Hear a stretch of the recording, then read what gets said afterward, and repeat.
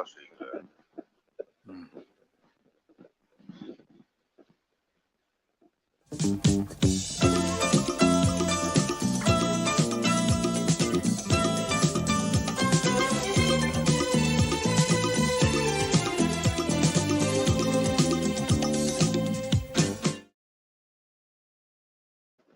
Cordiale saluto gentili amici e amiche da Visione all'Ascolto, ben ritrovati con lo speciale udinese, già pronto con noi Enzo Cantaruzzi. Ieri eravamo direttamente e indirettamente allo stadio e abbiamo visto, forse la cosa più divertente è stato il dopo partita, quando effettivamente stavolta i tifosi si sono arrabbiati e hanno cominciato a protestare contro la società, innescando chiaramente una manifestazione all'altezza dell'entrata VIP, chiamando dirigenza, proprietà e calciatori, ma chiaramente nessuno si è fatto vivo, come si dice in questi casi. Nulla di che, alla fine un po' di folklore ci vuole. Dopo quello che abbiamo visto, no Enzo? Possiamo parlare citando il vecchio e il compianto Beppe Viola. Ieri abbiamo visto un'autentica udinesicidio. Sì, effettivamente ieri l'Udinese si può dire non ha toccato palla, non è vero, ma comunque sì, non ha giocato, non ha dato sfogo a un gioco del calcio, insomma, anche perché abbiamo visto dei giocatori rinunciatari, ma poi anche l'allenatore Cioffi ha sbagliato tutti i cambi, non ha capito il momento della gara. Abbiamo visto un Torino che in qualche modo ha fatto la gara dalla A alla Z, ha fatto quello che ha voluto. Non si può, qualcuno ha anche eccepito che l'arbitro non è stato di manica larga con noi, insomma, ma io penso che una squadra che si chiami tale va anche contro certi difetti arbitrali che poi io non ho visto più che altro sulla normalità, insomma. Abbiamo visto comunque il fastidio dei tifosi quando lui ha fatto il cambio con il Boselli e poi sappiamo che ormai ha questo destino, non si capisce qual è la strategia e questo è molto difficile da comprendere per dei tifosi che comunque sia, io sentivo uscendo dallo stadio che dicevano ma perché dobbiamo fare ancora il biglietto, perché dobbiamo fare ancora gli abbonamenti, che siamo umiliati, ma sai l'Udinese è una fede, cioè c'è un momento di scoramento, un momento poi i tifosi riprendono, ma naturalmente il fatto che la curva abbia montato alle spalle e le contestazioni devono accendere più di un faro rosso nella società. Senti, qualcuno dice che cambierà tutto ma non cambierà nulla, nel senso che in queste 2 settimane, grazie alla pausa della nazionale per impegni negli Stati Uniti per 2 gare amichevoli, si va a fare cassa, dicendo, Sì. usando un gergo tecnico, probabilmente dalla parte della proprietà non arriverà nulla di nuovo, nel senso che il 1° pesce permettendo, l'Udinese sarà a Reggio Emilia il lunedì di Pasqua contro il Sassuolo, in panchina ci sarà ancora sicuramente Cioffi. Noi diciamo sempre che questa è la gara del campionato, la gara della vita, tutto quello che volete. Il problema, secondo me, è che ormai Cioffi pare non avere più in mano lo spogliatoio, anche perché vedo che i cambi non indovina. Evidentemente la partita della Lazio, come altre partite, ci illude che cambi un po' la svolta, sì, che ci sia il momento di svolta, ma non c'è.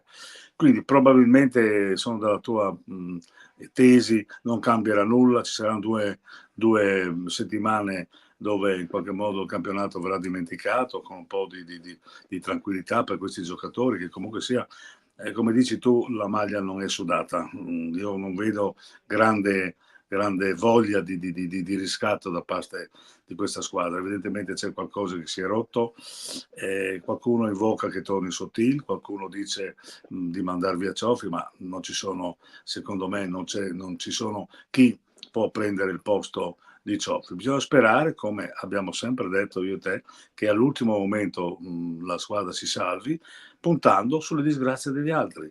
In questo momento il Verona sta perdendo, ha perso l'Empoli, ha perso il Cagliari, speriamo che il Sassuolo faccia un altro tonfo, speriamo, e naturalmente a Reggio Emilia non dobbiamo perdere, questo è chiaro, insomma, è lampante. Ma secondo te la volontà della società di non cambiare è dettata dal fatto che in questo momento sul mercato non ci sia la persona giusta che sappia prendere in mano le redini della situazione e riportare, come più volte diciamo, la barca fuori dalla secca, oppure provengo stesso, perché intanto la Deo Palla ci viene incontro e ci salveremo comunque all'ultimo minuto dell'ultima giornata. Ma io penso che non si possa più chiamare di destino Cinque Barra, no? Ormai sappiamo che l'Udinese ha i giocatori che ha, che comunque sia, come più volte ho detto, ha 5 nazionali all'interno di questa squadra, non si capisce Qualcuno come dice mai. 5 nazionali ma senza filtro. Ma ci sono i miei Buona amici questa. che stanno guardando, che ridono chiaramente. Buono, ma è chiaro, questo hanno anche ragione la Rita, perché la battuta sdrammatizza un po' il momento, che Allora è molto prendiamo complicato. americane sciolte, va che è meglio. Ecco, vorrei capire cosa dirà la società dopo questa contestazione, che non è una contestazione la prima volta che lo fanno. Anche tempo fa sono stati messi delle restrizioni non molto simpatici nei confronti di Gino Pozzo e della società. Insomma, un momento complicato. Bisognerebbe che la società andasse a parlare un po' con i tifosi, fare questa squadra che si dice un tutt'uno per tenere un po' la barra dritta. Sappiamo che ogni volta alla fine del campionato succede questo, la società insieme ai tifosi dice vediamo il prossimo anno, e sono sempre le stesse cose che però ci fanno battere il cuore fino all'ultimo momento. Ma ieri non abbiamo visto un Udinese in campo e questo dispiace. Abbiamo sentito un brusio, abbiamo sentito proprio tutto lo stadio che era veramente infastidito, e uso l'eufemismo infastidito, perché anche vicino a me anche dei colleghi che venivano anche da Torino in qualche modo sono rimasti un po' basiti nel vedere una squadra in casa, dove ha detto qualcuno dovrebbe essere un fortino, molto rinunciataria, anzi dopo aver preso il gol sembrava un allenamento, e questo vuol dire che non c'è la tensione ideale per affrontare una gara. È un momento complicato come questo che ci vede comunque sul filo del rasoio. Certamente. Dunque adesso 2 settimane per riflettere e utilizzare magari quei giocatori che non saranno impegnati con le rispettive Sì. nazionali per fare anche degli schemi, no? Provare qualcosa di alternativo, ma la sensazione è, come tu dici, che sento anch'io, si respira insomma un'area di dismissione. Questa è un po' la Sì, sì. sensazione del vecchio cronista di provincia che, aiutato dal suo reuma preferito, concorda su questo abbinamento, no? Un po', non dico ma Ma, intanto la portiamo a casa, poi vedremo, no? Cioè effettivamente non c'è nemmeno da parte della società, no? Una politica, come si dice, una politica di sviluppo in vista non solo di chiudere bene questa stagione, evitare brutte sorprese, ma lanciare magari un messaggio chiaro alla tifoseria e dire ragazzi, siamo in un momento di crisi, cerchiamo di uscire, però stiamo lavorando per voi. Ma io ho visto due cose anche, ho visto la perplessità, anzi il fastidio di Pereira quando è uscito dal campo, e vedo anche proprio un Samuels che non interessa, tra virgolette, non è interessato al suo futuro qui a Udine, questo è chiaro, però non partecipa e soprattutto non lo fa giocare, non capisco come mai. E poi insiste su Ebosele e Success, che secondo me Success è un giocatore che al momento qualcuno dice che dal punto di vista dell'interdizione serve, ma serve quando si vince, quando si perde serve qualcun altro. E Bosele poi, che è un giocatore che non merita la Serie A, e mi fermo qui in sostanza. E poi anche il modulo non lo cambia mai, non ci cerca di fare magari qualche innovazione per capire se possiamo uscire da queste secche. Ieri il portiere ci ha evitato un'umiliazione, insomma, no? Perché potevano essere i gol, potevano essere molti di più. Senti, la sensazione è che anche contro la Lazio, l'abbiamo detto anche in cronaca diretta, se quel palo andava dentro probabilmente tutto Sì, cambiava, no? Cioè nel senso che nei primi 32-35 minuti si è giocato praticamente a senso unico, l'Udinese non è mai riuscita a uscire dalla propria area di rigore, addirittura da metà campo, poi la Lazio ha perso un po' grinta, come si dice, sì, non ha avuto più quel pressing iniziale, siamo riusciti non solo ad andare in vantaggio, subire il pareggio, ma già subito tornare in vantaggio e mantenere il risultato e meritatamente vincere. Ieri invece abbiamo visto, ho detto, un udinesicidio, proprio sì. perché la squadra già dal primo secondo non c'era, proprio non c'era, era un Ma blackout perenne. No? sembrava rinunciataria. Poi tiri in porta ne ha fatti veramente pochi in sostanza, quindi ho visto Certo. Luca che si è prodigato molto ieri, ma era un po' isolato, non è stato... io vedevo quando c'erano questi scambi di fronte, che non erano degli scambi, cioè c'era una tattica, non c'era una strategia messa a fuoco. Più che scampi era un fritto misto, insomma. Dai. E poi ho visto più volte il secondo di Cioffi che andava a parlare con lui. È una cosa certo. inusuale vedere che ogni 2 minuti, ogni 2-3 minuti questi due tecnici si consultavano per vedere cosa fare. Evidentemente il caos li aveva anche presi, insomma, no?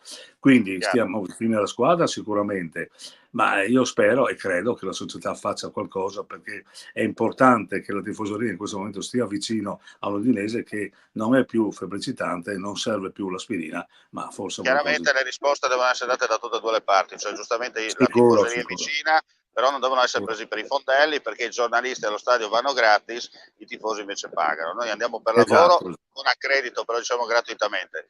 C'è gente sì, che caccia dai 300 a 1000 rotti euro all'anno per vedere uno scempio, sì. e onestamente hanno tutto il diritto di protestare, mi trovano d'accordo, anche perché ripeto, la protesta si è svolta in maniera civile. Io ho detto almeno abbiamo visto qualcosa, no? Dopo 90 Sì. minuti di soporifero almeno un po' di folklore serviva per dare un po' di Sì, ma io animo ho sentito all'ambiente.